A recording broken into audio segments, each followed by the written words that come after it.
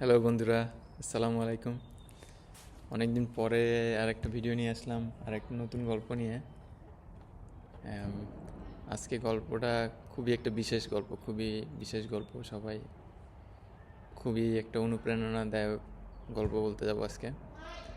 সবসময় তো গল্প বলি অনেক হাজার বছরের পুরনো হজরত ইউসুফ আলাহিসাল্লামকে নিয়ে, বা গৌতম বুদ্ধকে নিয়ে, বা হজরত ইউনুস আলাহিসাল্লামকে নিয়ে, হজরত জাকারিয়া আলাহিসাল্লামের কথা, তাদের ধৈর্য, তাদের সহ্য, তাদের তাদের সহিষ্ণুতা, মানুষের ভালো চাওয়ার একটা ইচ্ছা, এইসব নিয়ে কথা বলি পুরানো যুগের মানুষ নিয়ে। আজকে একটু নতুন যুগের মানুষ নিয়ে কথা বলবো। আজকে কথা বলবো হচ্ছে আমার মাকে নিয়ে। আমার মার গল্পটা বললাম, আমার খুবই মাঝে মাঝে খারাপ লাগে মার কথা মনে পড়লে। তো যাই হোক, শুরু করি।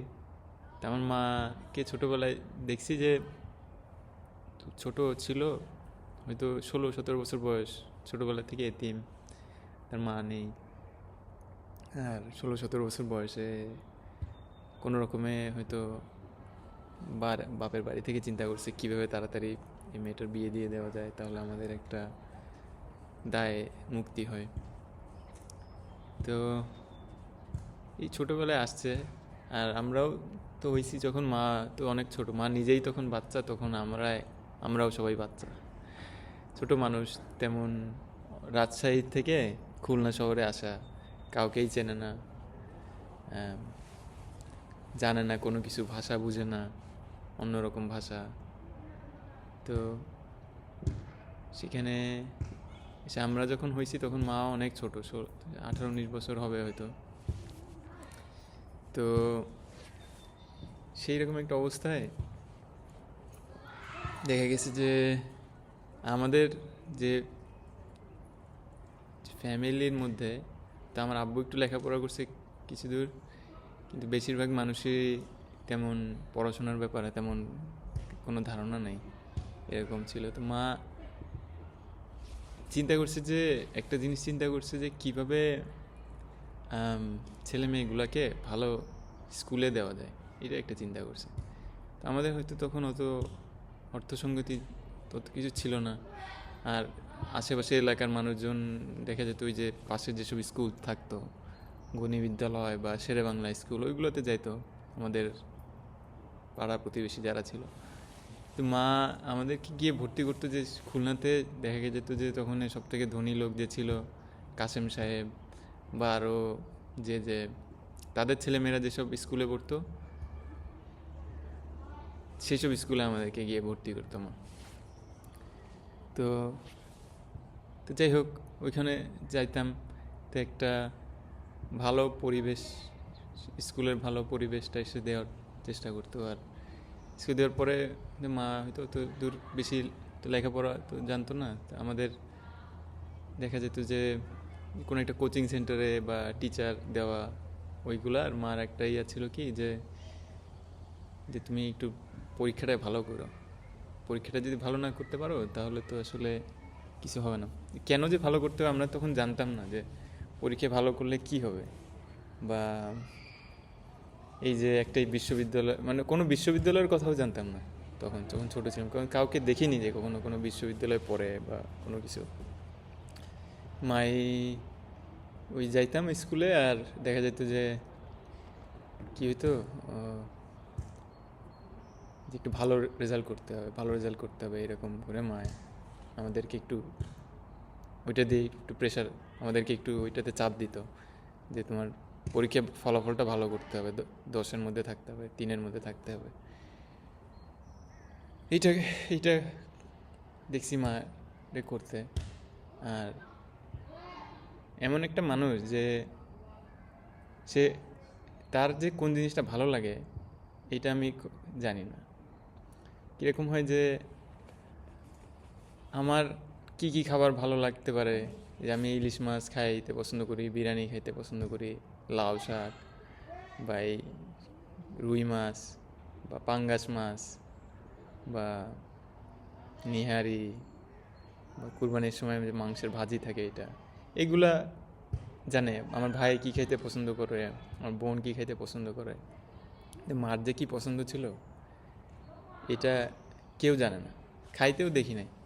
সবসময় দেখতাম যে রান্না টান্না হলে সবাইকে তরকারি তরকারি দিয়ে হয়তো তরকারির সাথে একটু ঝোল থাকলো, সেটা দিয়ে ভাতটা দিয়ে মুছে সেটা দিয়ে খেয়ে উঠছে। কিন্তু কোনো সে চিন্তা করে নাই কি যে তার খাইতে হবে, তার এই করতে হবে। একদম সংসারের জন্য একেবারে নিবেদিত প্রাণ। হয়তো আমার আব্বুর কী খাইতে পছন্দ করে ওটা মা জানতো। আমাদের যদি কখনো এমন হয়তো যে অর্থসঙ্গতি কোনো সময় ভালো নেই, ওই সময় কিছু হইলেও আব্বুর জন্য একটুখানি ভালো কিছু তরকারি রান্না করে হইলেও সে রাখতো। আর আমরা দেখা যেত যে কোনোভাবে চলে যেতাম, ফেলতাম খাওয়া দাওয়া করে, ডাল আলু ভর্তা যা হোক। আর মা হচ্ছে কোনো রকমের হাঁড়িটা দিয়ে কিছু মুছে খেয়ে ফেলতো আর কি।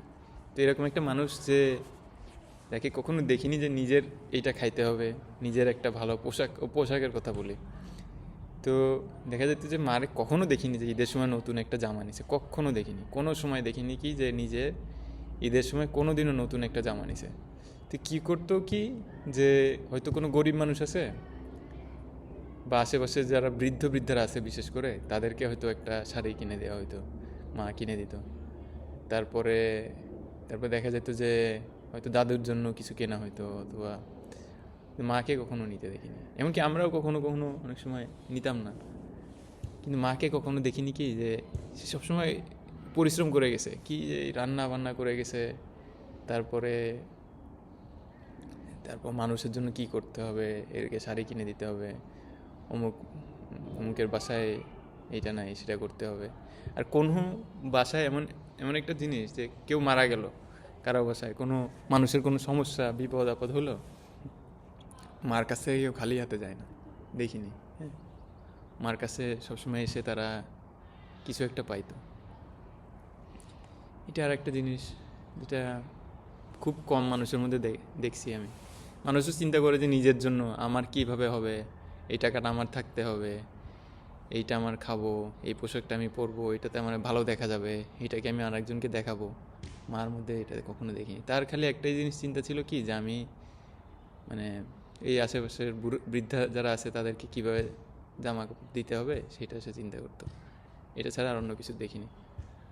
আর কত মানুষ থাকে যে টাকা কীভাবে খরচ করে, যে এখানে এটা কিনবো, ওইটা কিনবো, এখানে যাবো, ইয়ে করবো। মাকে, আমাদের তো আর্থিক ইনকামও সীমিত ছিল ওই সময়। মা তো কোনো চাকরি করতো না, মা ছোটো মানুষ। তো সে কী করতো, কোথাও যদি একটুখানি 1 টাকা 2 টাকা 10 টাকা 50 টাকা বাঁচতো, সেটা জমায় রাখতো। সেটা জমায় রেখে সেইখান থেকে সে ব্যাংকে টাকা জমাইতো। তো জমাইতে দেখা গেছে যে ওইখান থেকে তার একটা সঞ্চয় হয়েছিল। তো এই যে নিজের পিছনে খরচ করা, নিজের আনন্দ ফুর্তি, কোনো একটা বিলাসিতা মার মধ্যে কখনো দেখিনি, বলতে পারবো না, কোনোদিনও বলতে পারবো না। আর দিনও বলতে পারবো না কি যে একটা জিনিস মা নিজের জন্য এটা করছে, নিজের কথা চিন্তা করে এটা করছে স্বার্থপর ভাবে, যে আমি ওইটা করলে মার লাভ হবে। সে চিন্তা করছে যে আমি যদি এটা করি তাহলে হয়তো আমার ছেলেটার ভালো হবে, আমি যদি এটা করি আমার হয়তো মেয়েটার ভালো হবে, আমি যদি এটা করি আমার এর ভালো হবে, ওর ভালো হবে। নিজের জন্য কখনো দেখিনি যে মা একটা জিনিস চিন্তা করছে। সব সময় ওই কিভাবে সন্তানের ভালো হবে, কি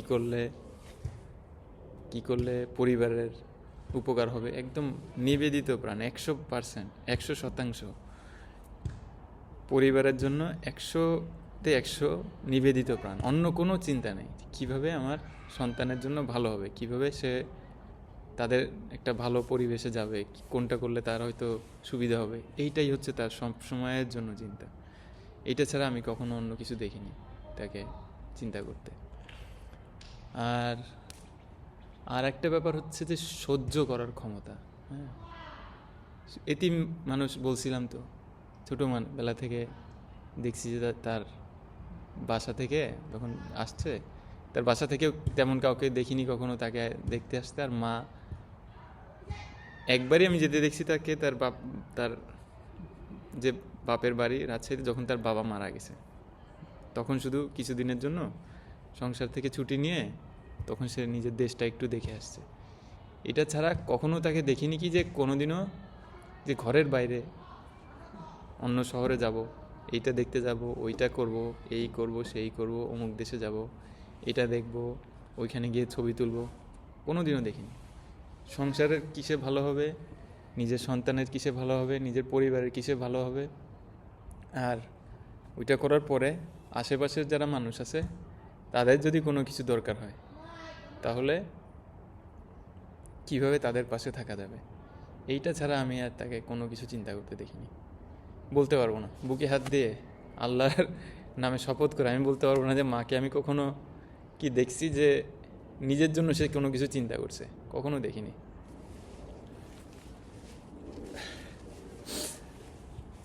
নিজের জন্য যে সে কখনো দিনও চিন্তা করছে এটা আমি কখনো দেখিনি। নিজের কথা ভাবছে কি বা নিজের এটা হবে, মার সাথে অনেক সময় রাগারাগি করি অনেক কিছু নিয়ে, মা তুমি এটা করো নাই, সেটা করো নাই। আসলে এইটাও বুঝি তো যে সে নিজে ছিল ছোট মানুষ, নিজে ছোট বাচ্চা ছিল,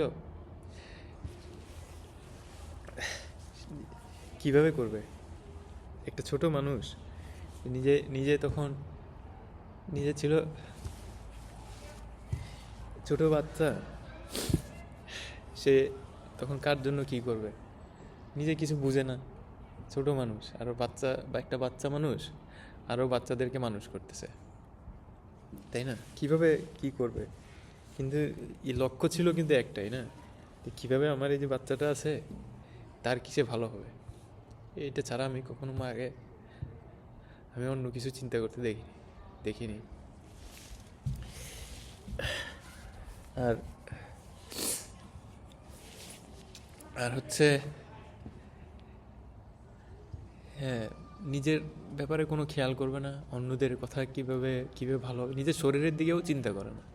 যে অন্যদের সবাই, আমাদের পরিবারের সবাই কি আছে যে একটু স্বাস্থ্য সচেতন আছে, একটু ব্যায়াম করে, একটু খাওয়া দাওয়া মেনটেন করে, খাওয়া দাওয়া একটু অন্যভাবে করে, কেউ হয়তো বেশি শাক পাতা এগুলো খায়। তো মার হচ্ছে সেটার দিকেও অত খেয়ালও নেই। তো আমি তো প্রতিদিন জিমে যাই, আমার কথা বিশেষ করে যদি বলি খাওয়া দাওয়ার ব্যাপারে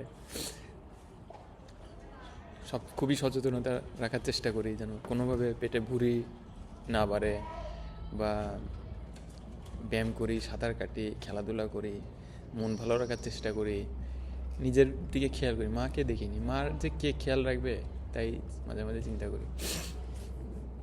আর এটা তো গেল। আর হচ্ছে সহিষ্ণুতা, যে সহ্য করার যে ক্ষমতা, এইটা একদম কি যে একটা, কত যে একটা একটা অনুপ্রেরণাদায়ক একটা জিনিস। যে আমার দাদি ছিল খুব বদমেজাজি, আর বিশেষ করে মার তো কোনো পরিবারের থেকে তেমন কোনো এসে কেউ যে তাকে একটা বাঁচাবে, একটা খারাপ কেউ যদি এখান থেকে কেন একটা কটু কথা বললো, কেউ যে এসে তাকে রক্ষা করবে এরকম তো কেউ ছিল না। দাদি দেখা যেত প্রায় সময় সকালে উঠে অনেক বকাঝকা করতো যে এটা করো নাই, ওটা করো নাই, বিভিন্ন জিনিস নিয়ে ধরতো প্রায়শই। তো ওইটা কখনো দেখিনি কি যে কোনো একটা কথার উত্তর সে দিছে তাকে, সে চুপ করে মাথা নিচু করে সহ্য করে তারপরে রান্না বান্না করছে, ওইগুলাই সব কিছু করছে দেখিনি। এরপরে তো আরও যারা নতুন আত্মীয় স্বজন হয়েছে, অনেক কিছু অনেক দিক থেকে অনেক কঠিন সময় হয়েছে, অনেক কিছু শোনার লাগছে, দেখছি। কিন্তু ওইগুলো যে কীভাবে সহ্য করে গেছে, সহ্য করে আল্লাহর মধ্যে তার ক্ষতি হয়নি। এখন যেটা দেখি যে আলহামদুলিল্লাহ ক্ষতি হয় নাই, কিন্তু ওইটা সহ্য করা ওই সময় কি একটা কঠিন সময়, মনে হয় যে এই সময় কীভাবে কোনোদিনও শেষ হবে না। কত একটা, তা যাই হোক, সব সময় তো শেষ হয়ে যায়, সেই সময়গুলো আস্তে আস্তে চলে গেছে। কিন্তু এই যে সহ্য করার ক্ষমতা কি কি অপরিসীম। কত মানুষকে দেখছি রাগারাগি বকাবকি করতে চুপ করে, আর কারো কটু কথা তো কারো শুনতে ভালো লাগে না। কটু কথা শুনতে কারো ভালো লাগে? আমার তো একদমই ভালো লাগে না, কটু কথা শুনতে কষ্ট লাগে। কিন্তু মার এই উদাহরণটা দেখে, মার জীবন থেকে ওটা দেখে এটা শিখলাম যে না, সহ্য করলে খারাপ না আর কি। খারাপ না আর কি, ওটা শেষ হয়ে যায় এক সময়। 1 বছর হোক, 2 বছর হোক, 10 বছর হোক, 20 বছর হোক, ওটা সারা জীবন থাকে না। আর ওই কথাই তো বলে, কথা গায়ে না মাখলে হলো। কিন্তু কঠিন, বলাটা কঠিন, কিন্তু এটা তো মা তো করে দেখাইছে। আমি বড় বড় মনীষীদের কথা বলি, ইউসুফ আলাহিসাল্লাম কূপের মধ্যে পড়ে গেছিল, কবে জেলখানার মধ্যে ছিল, ওই বাস্তব জীবনের ইউসুফ আলাহিসাল্লামকে দেখছি হচ্ছে আমার মা। বাস্তব জীবনের ইউসুফ আলাহিসাল্লাম একেবারে কোনো কোনো ভুল নেই। কি কি কত কিছু যে মা সহ্য করছে, এটা কিভাবে যে সে করছে এটা আল্লাহই জানে, মাই জানে। অবাক হয়ে যাই মাঝে মাঝে, চিন্তা করি কিভাবে মা এটা করতে পারে, কিভাবে এটা মা এর মধ্যে দিয়ে পার হইতে পারলো। তো এই আর পাশে থাকার যে চেষ্টা, সেটা এই গত বছর আমি একটা একটা খুব একটা একটা কঠিন একটা সময়ের মধ্যে যাচ্ছিলাম। এমন একটা অবস্থা হয়েছিল যে আমি দেখা যাচ্ছে যে বিছানা থেকে উঠতে পারতেছিলাম না, 2 সপ্তাহ বিছানাতে ছিলাম। তারপরে কোনো কিছু খাওয়া দাওয়া করতে পারতেছিলাম না। একটা একটা কঠিন শারীরিক মানসিক দুইটা দিক থেকেই বিধ্বস্ত ছিলাম। কিন্তু মা ওই সময় সবসময় আমার পাশে থাকছে, খোঁজ খবর নিয়েছে, প্রতিদিন কথা বলতাম মার সাথে। তখন একটা খারাপ সময়েও একটা ভালো জিনিসে নিয়ে আসে, এটাই একটা।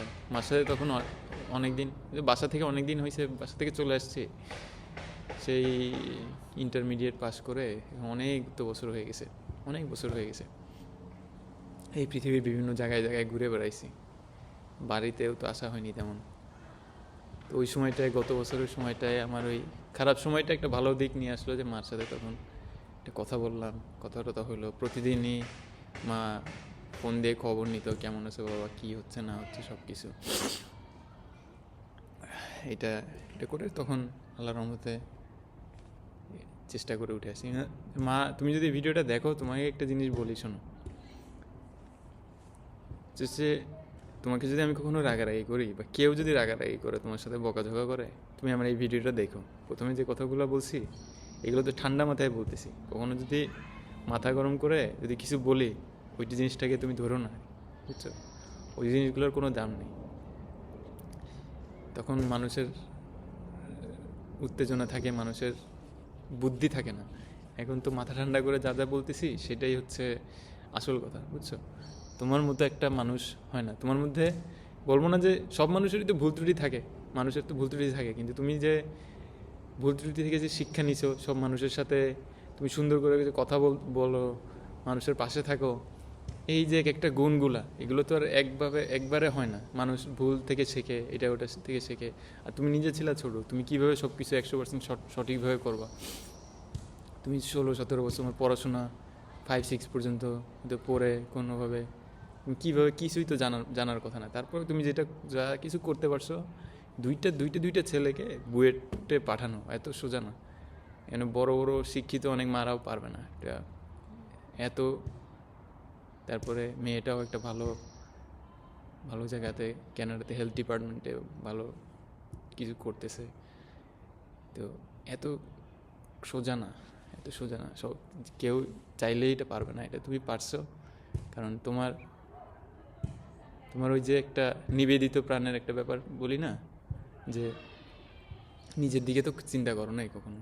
নিজের দিকে কেউ বলতে পারবে না, নিজের দিকে চিন্তা করে তুমি কিছু একটা করছো, যা করছো তুমি আমাদের কিসে ভালো হয়, আমরা কিসে ভালো থাকবো, পরিবারের কিসে ভালো হবে, আশেপাশের মানুষের কিসে ভালো হবে, নিজের দিকে তাকানোর তো সময় পাও না। তো তুমি ওইগুলো ধরো না। আমি যদি কখনো কোনো কিছু রাগের মাথায় কিছু যদি বলে থাকি, এগুলো ধরো না তুমি, ওইগুলোতে অসুস্থ হয়ে যায় না। কারণ আমরা তো জানি, আমরা তো দেখছি এগুলো। তো এখন যদি কেউ রাগের মাথায় কোনো কিছুতে যদি বলেও কি যে এইটা তোমার দোষ, ওইটা তোমার দোষ, কিন্তু তারা তো জানে আমি এই যে কথাগুলো বলতেছি, এগুলো তো তারা সবাই দেখে আসছে, তাই না? এমন না যে আমি এগুলো নিজে একা দেখছি, সবাই দেখছে। তারা জানে, তাদের মনের মধ্যে এটা তারা জানে যে মা নিজের জন্য কোনোদিনও কিছু করেনি। এবং তার প্রতিটা জিনিসে তার একটা জিনিস চিন্তা ছিল কি, যে কিসে তার সন্তানের ভালো হবে, কিসে পরিবারের ভালো হবে, কিসে আশেপাশের মানুষের ভালো হবে, কিসে দেশের ভালো হবে। এখন ওইটাও দেখি। তো যাই হোক, আল্লাহ তোমাকে সুস্থ রাখুক। তুমি একটু ওই যে হাঁটা চলা যেগুলো করতেছো, ওগুলো করতে থাকো। তারপর খাওয়া দাওয়াটা ঠিক মতো করো যেভাবে করতেছো। আর ওই তো আমাদের ধৈর্য ধরে থাকতে হবে সব কিছুতে। কারণ যেটা দেখা যায় কি, যে কঠিন যে জিনিসটা 10 বছর হোক, 5 মাস হোক, 10 মাস হোক, থাকে না, শেষ হয়ে যায়, আল্লাহ ভরসা। কিন্তু পরিশ্রম তো করা কখনো ছাড়ো নেই। তোমার যে পরিশ্রম, তোমার যে অধ্যবসায়, তোমার যে আত্মত্যাগ, এটার কথা কেউ বলতে পারবে না। আমি কেউ বলতে পারবে না যে তার এখানে কোনো কমতি ছিল। এটাই তো আসল জীবনে, তাই না? এটাই তো আসল, যে যা ফল কি হবে আল্লাহ জানে। আমার একটা একটা জমি আছে, জমিতে কি ফসল হবে না হবে, বৃষ্টি কি হবে, ওটা আল্লাহর হাতে। কিন্তু আমার হাতে কি আছে? আমার হাতে আমার যে জমিতে যে চাষ করা, ওইখানে যে শ্রম দেওয়া, ওইখানে যে ধৈর্য ধরা, আশেপাশে মানুষজন বকাবকি করতে, সেটা শোনার পরেও গিয়ে ওইখানে গিয়ে, ওইটাই তো আসলে, ওইটা তুমি করতে পারছো। ওইটা তোমার চেষ্টার কোনো ত্রুটি নেই। কেউ বলতে পারবে না যে তোমার চেষ্টার কোনো ত্রুটি কোথাও আছে, কেউ বলতে পারবে না। আর কী সুন্দরভাবে এখন তুমি মানুষজনের সাথে কথা বলো, যে আমি একা একা থাকি। তোমার একটা চিন্তা যে কোনো যদি আমার একটা সঙ্গী হয় বা কিছু একটা হয়, তাহলে তুমি দূরের থেকে দেখে তোমার ভালো লাগবে। কোনো মানুষ যদি তোমার ওরকম মনে, তুমি তাদের সাথে যেভাবে কথা বলো, যেভাবে তাদের সাথে ব্যবহার করো, ভাইয়ার স্ত্রী বা আমার বোনের স্বামী, তাদের সাথে যেভাবে সুন্দর করে তুমি কথাবার্তা বলো, ব্যবহার করো আশেপাশে, এটা তো, এটার কোনো তুলনা পাওয়া যাবে না। এটার তুলনা আমি দেখিনি কোথাও। এত মধুর ব্যবহার এরকম তো দেখিনি। যাই হোক, তুমি সবার জন্য চিন্তা করো, আমি তোমার জন্য দোয়া করি, তুমি ভালো থাকো। আর যদি কখনো তোমার খারাপ লাগে, তুমি আমি যদি তোমাকে কোনো রাগারাগি করি, কোনো বকাঝকা করি, কোনো কিছুর কারণে আমার মন খারাপ থাকলো, চেষ্টা করি যেন না করার জন্য। তারপরেও যদি কখনো না পারি, চেষ্টা করি, 100 বার চেষ্টা করি যে এটা আমার পরিবর্তন করতে হবে। তারপরে যদি কখনো ভুল হয়, তুমি এই ভিডিওটা দেখো, তুমি এটা মনে রেখো যে আমি জানি আমার মনের থেকে কি, যে তোমার দিক থেকে তোমার চেষ্টার কোনো ত্রুটি নেই। আর তোমার চেষ্টা সবসময় করছো যে আমার ছেলে মেয়ে, আমার পরিবার, আমার পাড়া প্রতিবেশী, আমার দেশ কীভাবে ভালো থাকবে, সেই দিকেই তুমি চেষ্টা করছো। আর এটা আমার মনে থাকবে, এটা সবারই মনে আছে। ওই যে ছোটো ছোটো বাচ্চারাও তো আসে এখন, এই যে ছোটো ছোটো বাচ্চা দুইটা বাচ্চা, ওরা বাসায় নিচে থাকে, ওরা প্রতিদিন মার কাছে আসে, ও দাদি তুমি কি করতেছো, এসে কিছু সময় বসে থাকবে, মা হয়তো ওদেরকে একটা বিস্কুট দেবে বা কিছু দেবে, আসবে। আর প্রতিবেশী, মানে ছোটো বাচ্চারা তোমার কাছে, তো এটা তো অন্য কোনো বাসায় যাবে না, কি যে তোমার বাসায় আসবে, খাটের উপরে এসে বসবে, কথাবার্তা বলবে। হ্যাঁ, তো ওরা যদি ওই মনের মধ্যে ওই কারো প্যাচগোছ থাকে, তাহলে কি বাচ্চারা তার কাছে যাবে? না। ছোটো ছোটো বাচ্চারা, কত মানুষও তুমি খাওয়াচ্ছ, কোনো একটা উৎসব হলো, কোনো একটা কিছু হলো, দেখা গেল কি যে তুমি শয়ে শয়ে মানুষ, এতিম মানুষ, কাপড় চোপড় দেওয়া, তাদেরকে খাওয়া দাওয়া করানো, তাদেরকে কোনো কিছু, কেউ কোনো বাসায় মানুষ মারা গেলে সেই বাসায় খাবার পাঠানো সবার জন্য, এত কিছু সুন্দর সুন্দর কাজ করছো। আল্লাহ তোমার জন্য দুনিয়াতেও ইনশাল্লাহ ভালো কিছু রাখুক, এ দোয়া করি আমি। আর আখিরাতেও আল্লাহ ইনশাল্লাহ তোমাকে জান্নাতুল ফেরদাউসে নিয়ে যাবে ইনশাল্লাহ, যখন তুমি পৃথিবীতে থাকবে না। তুমি পৃথিবীতে না থাকলেও তুমি যে ওই যে ছোটো ছোটো বাচ্চাগুলো আছে, এই যে আমরা আছি, আমরা তোমার কথা মনে রাখবো। আর পৃথিবীটা আরও সুন্দর হবে। ওই ছোটো বাচ্চারাও একদিন তোমার মতো হবে, তারা তখন তাদের বাসায় ছোটো বাচ্চারা গেলে তারা মনে করবে যে এই মহিলার, এরকম এক দাদির কাছে যাইতাম আমাদের বাড়ির পাশে, সে দাদি আমাদের সাথে খুব ভালো ব্যবহার করতো, আমাদেরকে বিস্কুট দিত, আমাদেরকে কি একটু গুঁড়ো দুধ দিত কাগজে করে, আমাদেরকে খাওয়াতো, পিকনিক করতে হলে আমাদের সাথে থাকতো। সেই দাদির কথা তাদের মনে থাকবে। তুমি যদি মারাও যাও, একসময় তো আমাদের সবাই আমিও মারা যাবো একসময়, তোমার এই কাজগুলা তাদের মধ্যে তুমি ওই সমস্ত কাজের মধ্যেই তুমি বেঁচে থাকবা পৃথিবীতে। যতদিন তারা বেঁচে থাকবে, তাদের ওই কাজের থেকে তাদের পরের প্রজন্ম শিখবে, তাদের ওই কাজ থেকে তাদের পরের প্রজন্ম শিখবে। তোমার এই কাজগুলাই বেঁচে থাকবে। যে সঞ্চয় করার একটা প্রবণতা, এই যে নিজের ব্যাপারে এত চিন্তা না করা, আত্মত্যাগ করা, সংসারের ব্যাপারে 100 ভাগ, 100তে 100 নিবেদিত প্রাণ। অন্য কোনো কথা, কারো কথা, অন্য অন্য সবার কথা ভাবা, কি নিজের নিজের জন্য কিছু চিন্তা না করা যে আমার এটা লাগবে, আমার সেটা লাগবে, আমি এটা করব, আমি আরামায়েশ করব, আমি একটু বিশ্রাম করব, আমি এগুলো কোনো কিছু চিন্তা না করা, শুধু পরিশ্রম করে যাওয়া সবসময় সারাদিন। হয় রান্নাবান্না করা, না হলে ছেলে মেয়েদের কোনো খোঁজ খবর নেওয়া, এগুলো তো করেই যাচ্ছে সবসময়। কঠোর পরিশ্রম করা, মানে চেষ্টার কোনো কোনো ত্রুটি নেই, চেষ্টার কোনো ত্রুটি কোথাও রাখো নেই। এটা খুবই অনুপ্রেরণার উৎস সবার জন্য, আমাদের সবার জন্য। যে তুমি যদি পৃথিবীতে নাও থাকো, তো আমরা যারা তোমাকে দেখছি, তোমার কথা আমরা মনে করব। তুমি আমাদের মধ্যেই, তুমি তোমার কাজের মধ্যে দিয়েই তুমি বেঁচে থাকো। ওই যে আয়েশা, আইরিন, ছোট ছোট 2টা বাচ্চা, ওদের মধ্যেই তুমি বেঁচে থাকবা, ওদের মধ্যেই তুমি বেঁচে থাকবা, আমাদের মধ্যে বেঁচে থাকবা। এই যে তোমার কথা আমরা মনে করব সবসময়। তা আল্লাহ তোমাকে দীর্ঘ জীবন দান করুক, আমি দোয়া করি। তোমার শারীরিক মানসিক সুস্থতা দান করুক। এই যে একটা সহ্য করার যে একটা ক্ষমতা, সব কিছু এক সময় ভালো সময়, কঠিন কঠিন সময় দেখছি মা কীভাবে পার করছে। কঠিন কঠিন সময়, কঠিন, এত কঠিন মনে হইতো যে কীভাবে এটা কোনোদিনও শেষ হবে না, কীভাবে এটা কোনোদিনও শেষ হবে, এটা তো কোনোদিনও শেষ হবে না। সেইটার মধ্যে দিয়েও ওইটাও একদিন একদিন একদিন করে করে এখন পিছনে তাকালে দেখা যায় যে সে সময়টাও চলে গেছে কীভাবে, তাই না? কীভাবে চলে গেছে, একটা কি কি একটা অসাধারণ অনুপ্রেরণার একটা ব্যাপার, তাই না? যে আমরা যদি কোনো কঠিন একটা সমস্যার সম্মুখীন যদি হইও, তারপরেও সেটাও কিভাবে পার হয়ে যায়, কিভাবে তুমি পার করে ফেলছো। তা আল্লাহ তোমাকে ভালো রাখুক মা।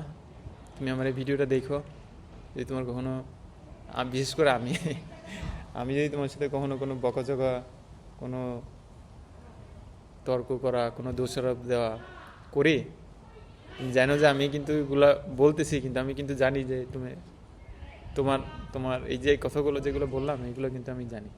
আর একটু মনটা একটু ভালো হইলে তখন তো আমার মনেই থাকবে, মনেই পড়বে।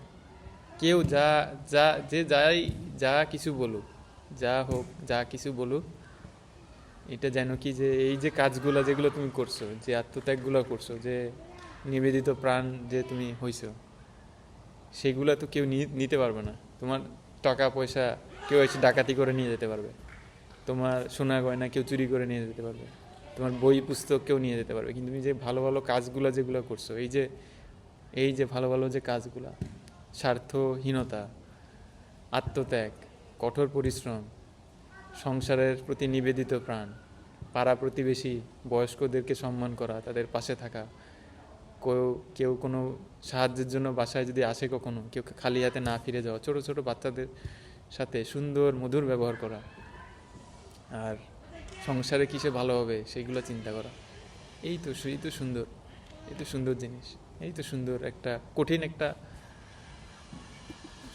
জিনিসটাকে তুমি একটা সুন্দর একটা জিনিসে তোমার পরিশ্রম, কঠোর অধ্যবসায়, চেষ্টা, আত্মত্যাগ দিয়ে তুমি এটা করতে পারছো। তুমি যদি নাও থাকো, আমার মধ্যে তুমি বেঁচে থাকবা, ছোট ছোট বাচ্চাদের মধ্যে তুমি বেঁচে থাকবা, সবার মধ্যে তুমি বেঁচে থাকবা। আল্লাহ তোমাকে ভালো রাখুক, তোমার জন্য শুভকামনা থাকলো, দোয়া করি। আল্লাহ ভরসা। আম্মু, তুমি খুবই একটা ভালো মানুষ, তুমি খুবই একটা ভালো মেয়ে। আমাদের খুবই খুবই আমি আল্লাহর কাছে শুকরিয়া আদায় করি, আর আল্লাহর কাছে আমি সবসময় আল্লাহর কাছে আমি শুকরিয়া আদায় করি যে আমার মা আমাদের সাথে, আমাদের মাকে আমরা পাইছি। তা নাহলে আমরা কোথায় হারাই যেতে যাইতাম। এখন এই যে আমেরিকার একটা পার্কে এসে বসে আছি, এগুলা কিছু হইতো না, এগুলা কিছুই হইতো না, কিছুই হইতো না। যা কিছু পৃথিবীতে দেখছি, জানছি, মার সেই যে আত্মত্যাগটা মা করছে,